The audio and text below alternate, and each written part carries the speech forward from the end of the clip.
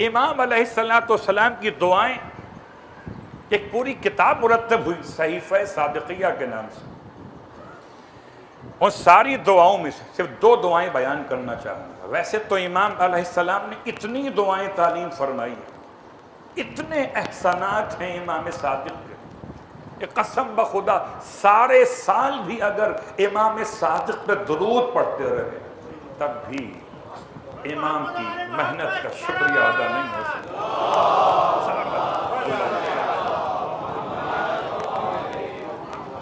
ہر قدم ایک قدم پر امام کے بتائے گئے فرامین سے ہماری اور آپ کی زندگی آگے بڑھ رہی ہے. اور اگر باب شفائے امراض میں امام علیہ السلام کے دروازے سے دعا کو تلاش کریں، فرماتے ہیں اللہ کے رسول نے ارشاد فرمایا کہ اگر کسی انسان کو شدید تکلیف ہو، اور یہ انتہائی مجرب اور آزمایا ہوا جملہ بیان کر رہا ہوں، اللہ کے رسول کا حوالہ ہے 6 امام کی بارگاہ مقدس.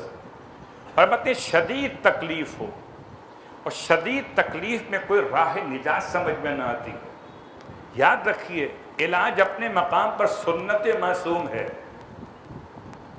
اگر علاج سنت معصوم نہ ہوتا تو مولائے کائنات طبیب اور جراح کو کیوں بلاتے؟ اپنے سر کے زخم کا معائنہ کرنے کے لیے وہ طبیب و جراح جس نے گوسفند ذبح کرا کے اس کی رگہائے بدن کو نکال کے امام کے زخم تک پہنچایا اور پھر دودھ پینے کا مشورہ دیا، یہ روایت ہے. تو علاج اپنے مقام پر، مگر علاج کامل کب ہوگا؟ جب شفا کا یقین خدا کی طرف سے ہوگا. اور فرماتے ہیں مولا کہ صبح کی نماز کے بعد 40 مرتبہ ان 5 کلمات کی تلاوت کیجئے. انتہائی مجرب عمل بیان کر رہا ہوں. صبح کی نماز کے بعد سب سے اچھی بات تو یہی ہے کہ مومن ویسے ہی ٹھیک ہو جائے گا اگر صبح کی نماز وقت پہ پڑھے گا. کیا بہانے ہیں عطا کرنے کے؟ اللہ اکبر. اگر صبح کی نماز کے بعد مجھے دنیا مل رہی ہو تو میں نیند چھوڑ کے چلا جاتا ہوں، اور اگر آخرت مل رہی ہو تو منہ ڈھک کے سو جاتا ہوں. امام فرماتے صبح کی نماز کے بعد 40 مرتبہ ان 5 کلمات کی تلاوت کریں. بسم اللہ الرحمن الرحیم پہلا کلمہ دعا کا، الحمدللہ رب العالمین دوسرا کلمہ دعا کا، حسبنا اللہ و نعم الوکیل تیسرا کلمہ دعا کا. بہت آسان سے. چوتھا کلمہ دعا کا تبارک اللہ احسن الخالقین. چاروں. پانچواں کلمہ دعا کا ولا حول ولا قوت الا باللہ العلی العظیم. ارشاد فرماتے ہیں مولا کے درد کے مقام پر ہاتھ رکھ کر اسے پڑھیے. دوا اپنے مقام پہ استعمال کرتے رہے.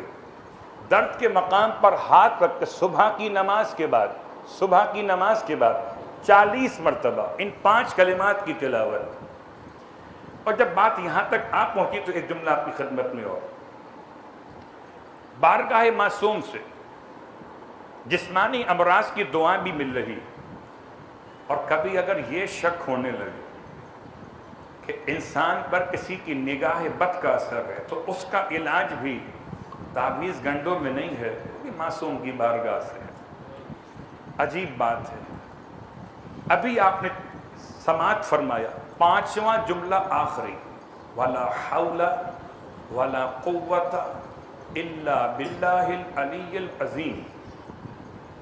اب فرماتے ہیں مولا کہ جس کو نظر بد کا خطرہ ہو تو لگنے سے پہلے، یا نظر بد لگ جائے تو لگنے کے بعد، اسے چاہیے 3 دفعہ پڑھے ماشاء اللہ لا قوت الا باللہ العلی العظیم. حول نکال دیجئے. جسم کا درد ہو تو 5واں کلمہ حول کے ساتھ ہے. اور اگر نگاہ بد کا مسئلہ ہو تو یہ جملہ 3 مرتبہ پڑھا جائے گا، مگر یہ حول کے بغیر ہے، بالکل ایسے جیسے شب قدر کے اعمال میں 70 مرتبہ پڑھا استغفر اللہ و اتوب الیہ، 100 مرتبہ پڑھا استغفر اللہ ربی و اتوب الیہ۔ اب مت پوچھئے کیوں، اس نے یہ بتایا ہے کہ ربی کے بغیر پڑھو، وہ اسی رب کا نمائندہ ہے جو کہتا ہے اب پڑھو ربی کے ساتھ۔ تو اصل ہم کیا پڑھیں گے؟ بس جو پڑھاتے چلے جا رہے ہیں ہم پڑھتے چلے جا رہے ہیں۔ وہ حول کے ساتھ خدا کا نام لیتے ہیں، ہم حول کے ساتھ خدا کا نام لیتے ہیں۔ وہ حول کے بغیر خدا کا نام لیتے ہیں، ہم حول کے بغیر خدا کا نام لیتے ہیں۔ ارے ہم کیا نام لیتے ہیں، وہ نام لینا سکھاتے ہیں، ہم نام لیے چلے جاتے ہیں، کیونکہ کونوا مع الصادقین۔ صلوات پڑھے محمد و آل محمد۔